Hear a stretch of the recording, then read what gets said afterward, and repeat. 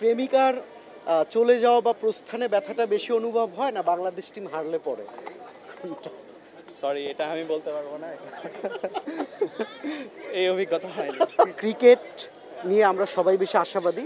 আসলে ফুটবল নিয়ে আশাবাদী কিনা আমরা এটা জি, অবশ্যই। বিশেষ করে এখন কিন্তু দেখবেন যে আপনি প্রতি এলাকাতেই টার্ফ ভিত্তিক মাঠ রয়েছে, যেখানে দেখা যায় স্লট পাওয়াটাই অনেক দুষ্কর। তো বোঝা যায় যে এখান থেকে যে বাংলাদেশে আসলে ফুটবলের একটা বিরাট চাহিদা আছে।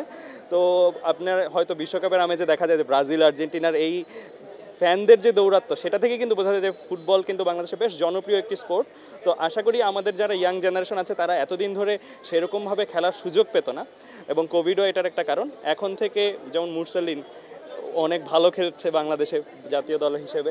তো আমার কাছে মনে হয় ইয়াংস্টার যারা আছে বা ইয়াং জেনারেশন যারা আছে তাদেরকে এই দিকে ড্রাইভ করার ক্ষেত্রে আমরা যতটুকু অনুপ্রেরণা দিতে পারি আমরাও দেব। এখন জন্ম সনদ দিয়ে খোলো বিকাশ স্টুডেন্ট অ্যাকাউন্ট, নিজের বিকাশ নিজে কর। এবং ইনশাল্লাহ বাংলাদেশ থেকেও ভবিষ্যৎ তারকাগুলো বেরোয়।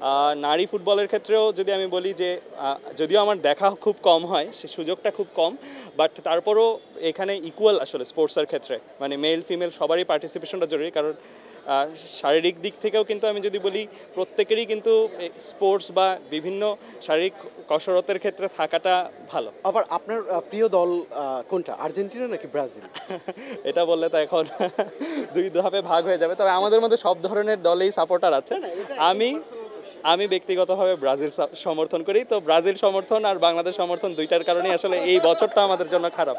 এবার কি মনে হয়েছিল যে ব্রাজিলটা একটু ত্যাগ করে ছেড়ে দেই?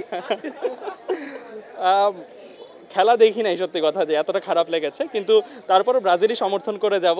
দেখা যাক কি হয়, পরবর্তী জেনারেশনটা কি করে ব্রাজিলের, দেখা যাক।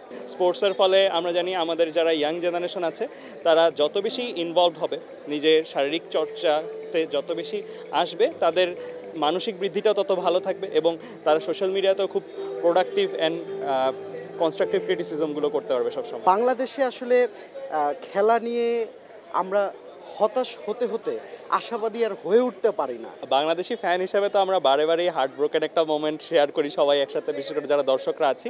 তো আমার কাছে মনে হয় তারপরেও আমরা আমাদের জাতীয় দলকে সমর্থন করে যাব। তারাই আসলে মানে হয়তো আশা ভাঙতে ভাঙতে ভাঙতে ভাঙতে একসময় আমাদের স্বপ্ন পূরণ হবে, সেই স্বপ্নেই আসলে থাকি আমরা যারা ফ্যানরা আছি।